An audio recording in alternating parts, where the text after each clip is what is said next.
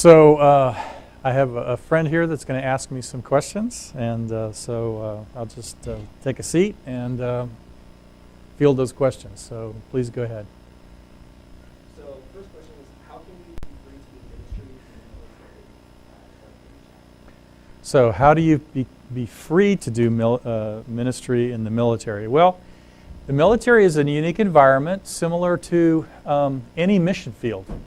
So if you go to a mission field, depending on how permissive you might say that mission field is, I know there's missionaries who do their ministry completely in kind of a live-dead environment where they just do friendship evangelism and have very little open direct. We have a lot more freedom than that. Nevertheless, the military is one of these places where that they don't want you to proselytize. So they don't want you to convert people from one religion or denomination to another. But what I've discovered in my years is that there are so many people that need help and they need what you have to offer, that the access that you get far outweighs the disadvantage of not being able to just, throw tracts around or ask everybody, are you saved? Just by being in the workplace with the people and being there on a day-to-day basis, they get to know you and they come to you. You don't have to even work at it. It's just by being there, you automatically build relationships, and through building relationships, you have an impact on their lives. They come to you and they want you to do their wedding. They come to you and they want you to baptize their kids.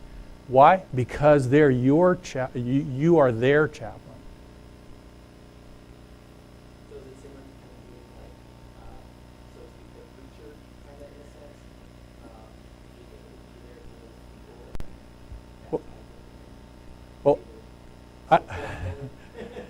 Yeah, being there for people is really what it's all about. And so one of the things I would say is that when you're an Army chaplain and you're assigned to a unit, that's a discrete number of people, a few hundred people usually at the beginning. And then you're essentially their pastor. So, and a lot of them are secular. Or maybe if they had they grew up in church or they've drifted away from it, they still see you as their chaplain. And why? Because you go with them. Wherever they go, if they go to Afghanistan, they go to Iraq, you go with them. And so when you go with them, you develop and earn their respect and their trust. And so, again, you're the pastor to all of these people. And if you just be the pastor, then they automatically want to let you be their pastor. Of course, there's always going to be one or two here and there. But again, this is missions work. Missions work is never easy. It's always about contextualizing the message. It's always about doing incarnational ministry. It's always about making yourself available so that when the need comes up, there's the opportunity. So who can become a chaplain? Who should become a chaplain? Well, who can become a chaplain and who should become a chaplain? Well, a lot of people can become a chaplain because there's certain educational requirements. For example, you have to have both a bachelor's and a master's of divinity degree. That's probably the most difficult part. And then, of course, you have to be endorsed by a denomination, in our case, the Assemblies of God, which means then you have to meet with a board.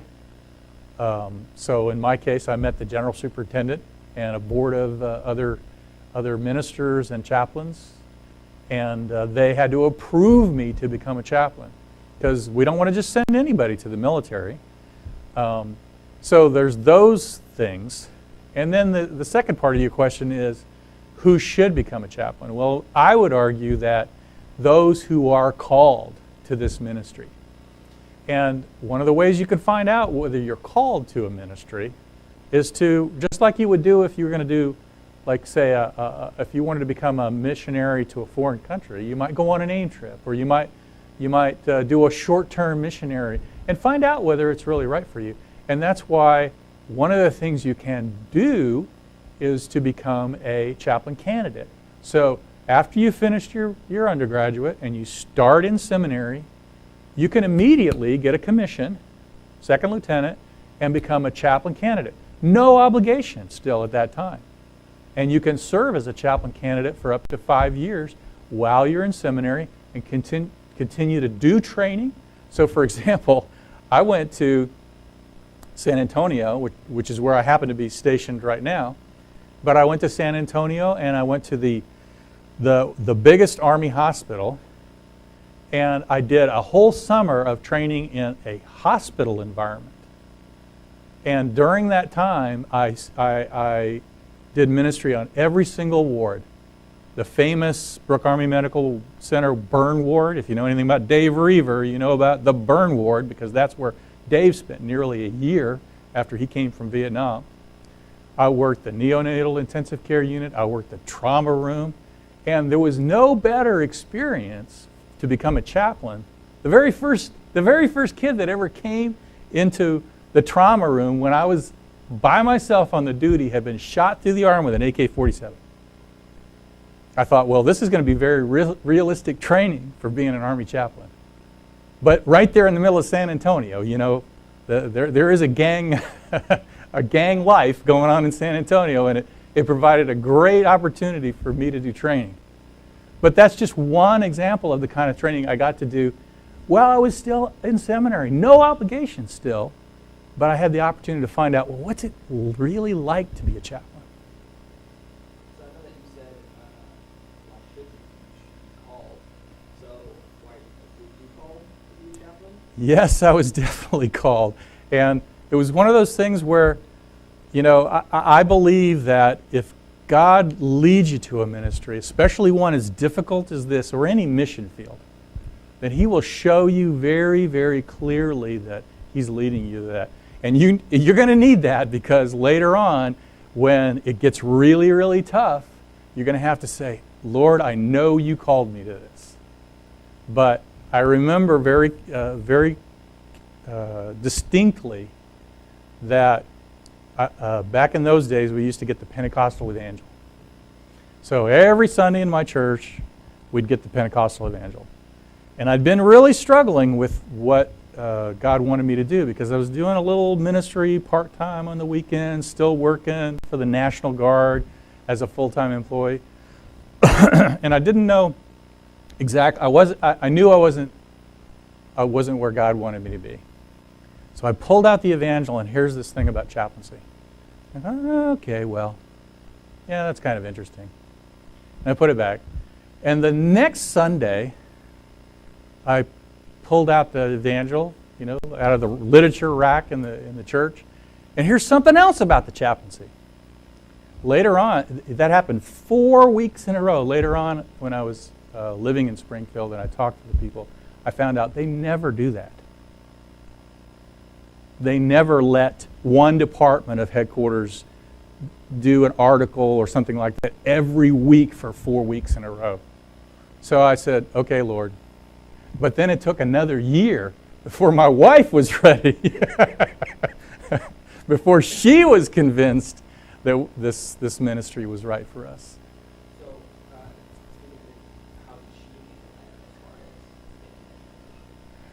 as far as It was easy and difficult in two different ways. The easy part was because she had grown up in the military. Her dad had been in the Air Force. He had been in the Army, we call it an MP. The Air Force, they used to call it SP. He'd been a cop in the military. And she didn't have a great feeling and background for that, but she was very familiar with it. So that's why I say it was easy in some ways, because she knew exactly what to do when she got there. But it was hard in another way, because she kind of had to accept that, oh, gosh, it would be kind of like somebody who'd been a MK, a missionary's kid, who knew the environment but didn't really like it. And so, but once God worked on her heart, then, she's loved it ever since. Do you have any advice for people in that kind of situation where they're struggling with their spouse? Well, like I said, I had to wait. I had to wait until she was ready because, the thing about equally yoked, you have to be equally yoked in the ministry. If you are not on one team, the difficulty, not necessarily even whether the devil's gonna, the devil is after you, whatever. It's about just the difficulty, the stresses and strains of the constant moves and the things that, military sounds really hard, and it is, but in some ways it's no different than any other kind of mission field, where you have to go and you really put your heart into a place, and then the field director says, "Oh, now you have to move. I want you over here at this other place." It's no different. What's one of the hardest parts of being a chaplain? Is that the moving? The hardest part, well, there's a lot of hard parts, but the moving is probably not the hardest part. It gets a little, I've done it over a dozen times, so it does get a little tiring, but really the hardest part is just the people, because young people especially get themselves into really, really difficult places. So the best thing about it is that you're there with them. The worst thing about it is that you're there with them. And so just like, when I did that training at the Army Hospital, and you're standing there at the head of, you're talking to somebody, you're right in their face, and the trauma team is cutting on them and doing whatever else they got to do to save their life. You're focused right on that person. And I call it a holy place. It's a very spiritual place to be with somebody when you're looking them right in the eye and they don't know whether they're going to live or die.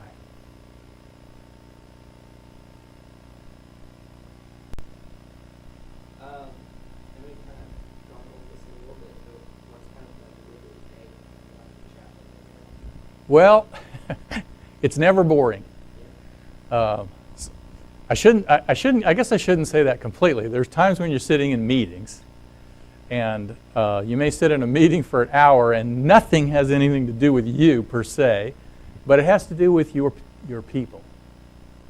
So you have to know what they're about, what they're doing, and I've worked in so many different kinds of units. So some of them are out driving vehicles around and learning how to shoot, move, and talk to each other. Some are, in little, rooms decoding messages or doing whatever, and it's all very different. So every place you go is different. And so, at one place you may go and you go to a big motor pool where they're all, working on their vehicles, and you kind of hang out with the soldiers and talk to them and find out what's going on. Other times it may be, a series of meetings, or you teaching a class.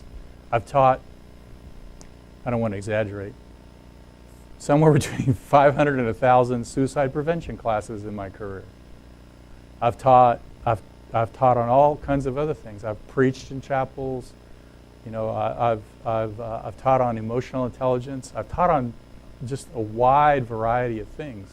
I've taught weekend retreats where we take the couples off and give them a marriage retreat.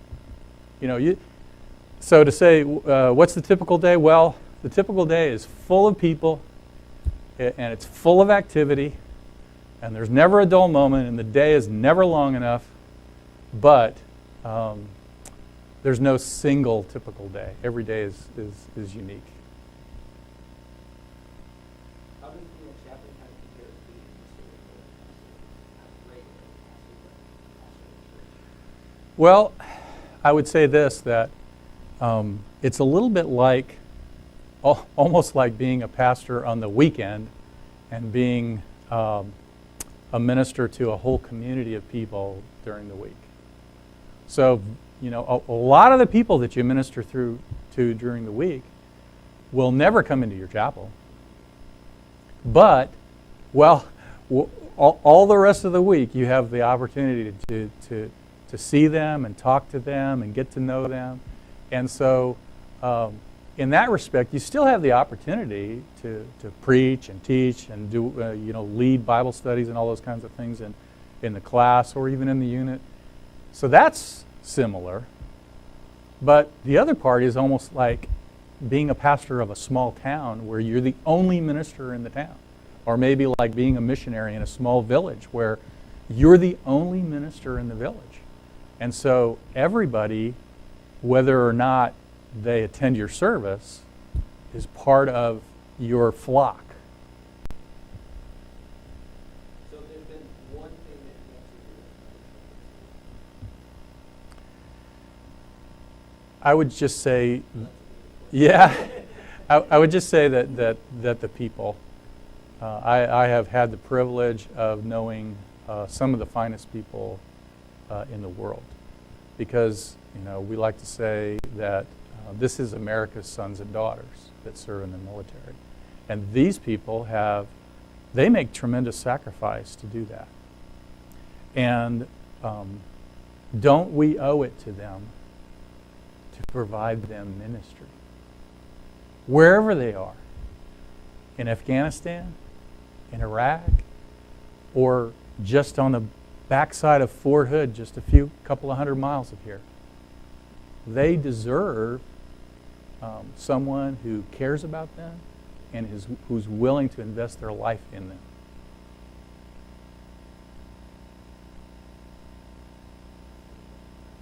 Anybody else got any questions of the folks that are here?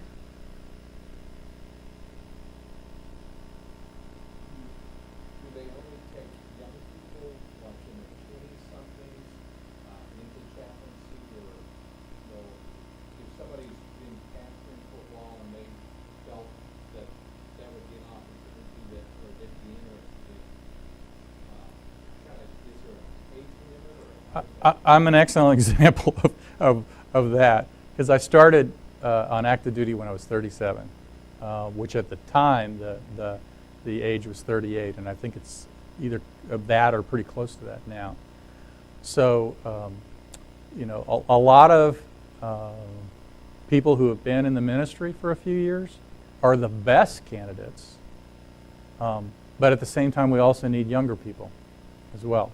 So we actually need both. We need some with some experience, but we also need some that are young enough to go into those what some people refer to as kind of high-speed units, the kind of the 82nd Airborne, jump out of the airplanes, or the 101st Airborne, where they do all those kinds of things. We have to have some people that are willing to go into the special forces and are strong and fit enough to do it.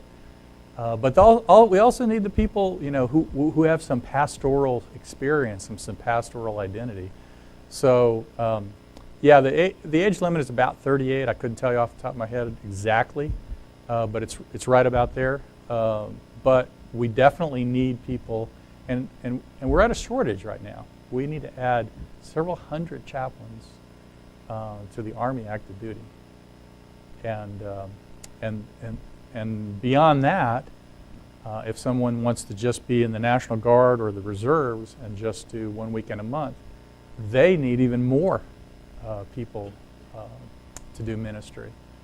And so it's kind of ironic that we have so many people in the military and so many people willing to go in the military, but we don't have enough people to do ministry to them. And so that's one of the reasons I'm here. If a person's interested in chaplaincy, do they talk to their recruiter first? Do they talk to their denomination? And who should they contact to kind of get it all rolling? Well, certainly the denomination is a good choice, and the Assemblies of God, for example, has a chaplaincy department in Springfield, Missouri. So if you call, just Google Assemblies of God headquarters, and you'll find the chaplaincy department listed there, and you can call them and talk to them.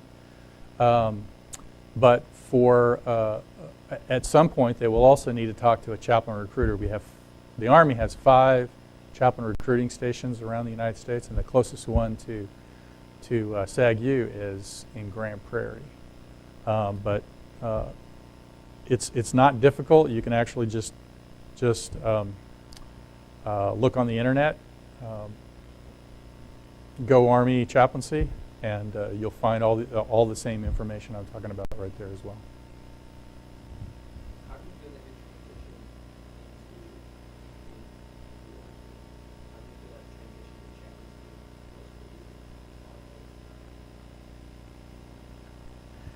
Well, you know, as we all know, that if you're Assemblies of God, you know that we don't even require a bachelor's degree to become a minister in the Assemblies of God. So the biggest hurdle, of course, is getting that MDiv, you know, because you're looking at not only your bachelor's degree, but then another 72 hours minimum for the MDiv. And so then once you get that, of course, you also have to become ordained. And that's a process that takes some time as well. Then the Army, and I know the other branches are pretty much the same in this respect, that they want you to have some experience in some ministry. So, for example, I was pastoring a church while I was in seminary and after I was out of seminary as well, you know, and also continuing to do other types of training. So I was doing hospital training and lots of other kinds of training at the time. But it's helped make me more able to do this ministry. Every one of those experiences has been important to be able to help me do that ministry.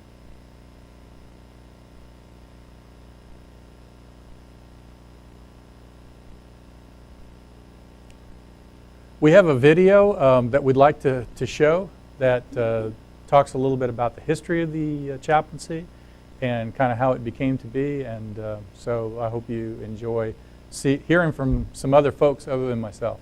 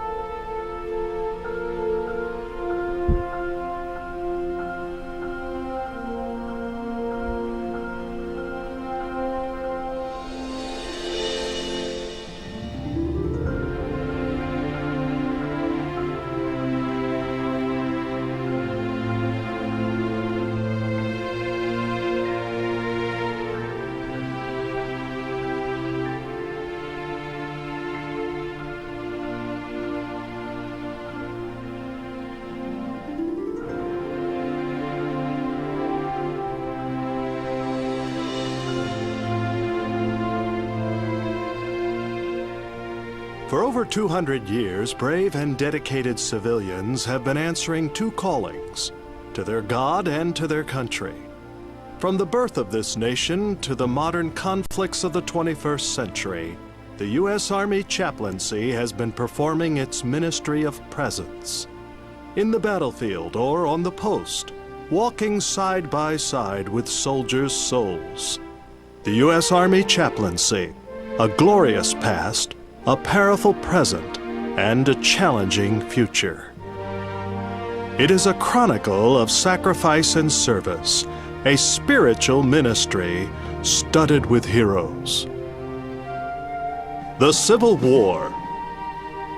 Chaplain William Corby administered last rites under a hail of fire just minutes before 500 soldiers lay dead on the battlefield at Gettysburg. Chaplain Charles McCabe refused to escape during a retreat in order to remain with the wounded. World War II, the morning of the attack on Pearl Harbor, Chaplain Terrence Finnegan was on his way to say Mass when he saw the attack begin. He drove to the artillery area to warn the soldiers gathered for services. Even though his car was fired on, he managed to save most of the service members. Exemplifying the be there attitude, Chaplains in Europe held services in barns, stables, wine cellars, attics, palaces, and in the open. Soldiers saw and experienced horrors no one had imagined before this war. The phrase, "tell it to the chaplain," became a familiar response. One heroic act of 4 chaplains best exemplifies the spirit of the chaplaincy. It occurred on a troop ship in 1943. The ship was carrying 904 men when it was struck by a German torpedo. The 4 Army chaplains gave away their life jackets, offered prayers, rigged rafts, and then, in the face of death, held hands and prayed together as they went down with the ship.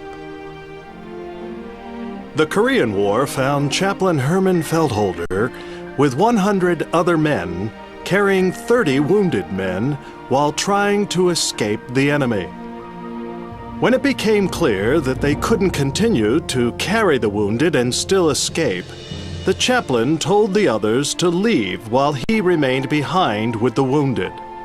Several minutes later, enemy soldiers overcame the suffering men and murdered them all, including Chaplain Feldholder, as he prayed over them. Vietnam brought new challenges to our soldiers and to our chaplains. It also brought new heroes. 2 chaplains received the Congressional Medal of Honor for their selfless valor and heroism. Chaplain Charles Waters made the ultimate sacrifice while recovering wounded men during an assault.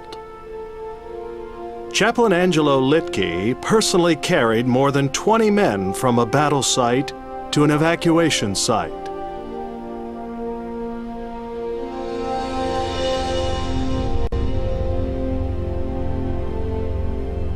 I first remember feeling the call of God on my life and the stirring in my heart to the Army chaplaincy when I was downrange in Iraq as an infantry squad leader in combat. And I remember men seeking God like they've never sought Him before. I was seeking God like I've never sought Him before. And sadly, men were dying, and many were wounded, and they needed a chaplain. They needed that unique ministry of presence that only a chaplain can bring to bear. And for whatever reason, we didn't have a chaplain readily available to us. And as I looked around the battlefield, and as I looked at the battlefield raging in the hearts of men, I said, wow, if a real man or woman of God were here in our midst, what a tremendous impact they would have. And so when the call came to me, whom shall I send? I said, send me. Here I am, Lord, and I'm ready to go for God and country. The chaplain brings a message of hope that even in the worst of times, it's not the last thing. It's a good word. It's a message that makes a difference at the moments of life and death. And that's what the chaplain uniquely brings to the battlefield.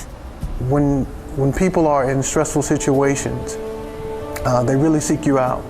I call it trooping the lines. When we stopped doing the convoy, I would go down to each vehicle and just see how my soldiers were doing.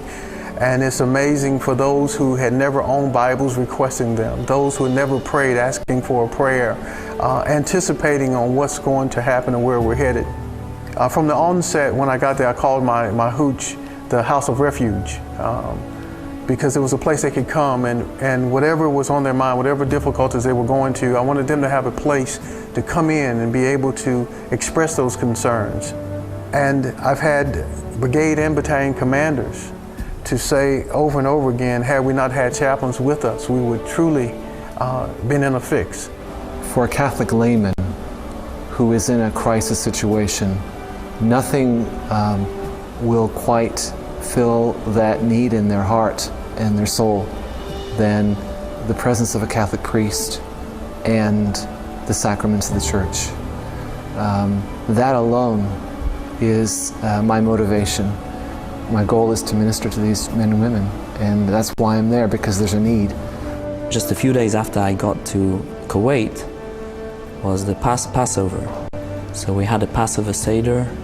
We had chaplains bring soldiers from all different places. We had over 70 soldiers come to the Seder. We had it in a tent in Kuwait, and we spoke about freedom, and it was a very good experience. For the last holidays, for the Jewish holidays, I went to Afghanistan, and there was a soldier that he was able to come for the Jewish New Year to Bagram Air Force Base, which is the main base in Afghanistan. However, for the holiday of the Festival of Booths, he wasn't able to come because he had to be with his unit.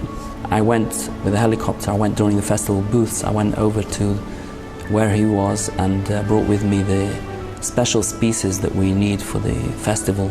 Brought that with me, and he was happy to meet with me and pray and celebrate the festival. So that was a good experience. Even though it was just one person, it was worth it.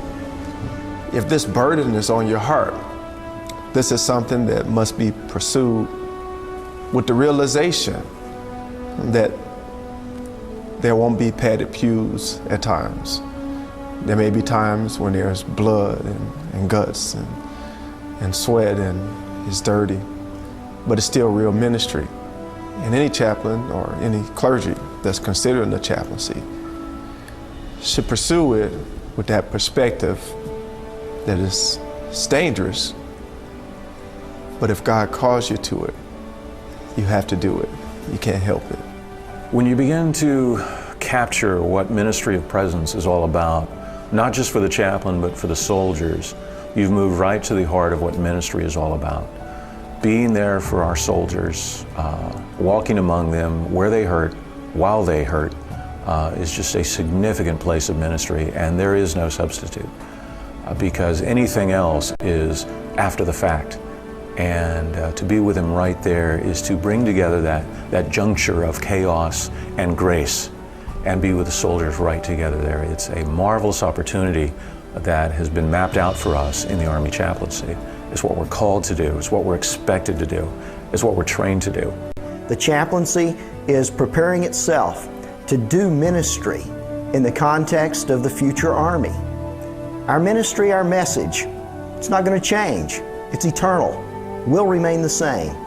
But we have to remain relevant and capable as the Army transitions towards our future force.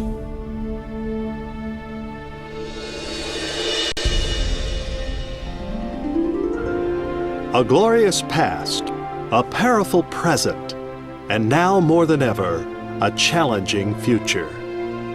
There are reasons to ask some hard questions. Who will be there to walk side by side with our sons and daughters, sisters and brothers, husbands, wives, the souls of our soldiers? Do we want to send our loved ones into battle alone, without the solace, the comfort, the spirituality, the heroism that is the United States Army chaplaincy? The vacancies are great. The need is ever present. The service unparalleled. It is time once again to hear the call. Not just hear it, but answer it. As the prophet Isaiah said, "Here am I, send me." Pro Deo et Patria, for God and country.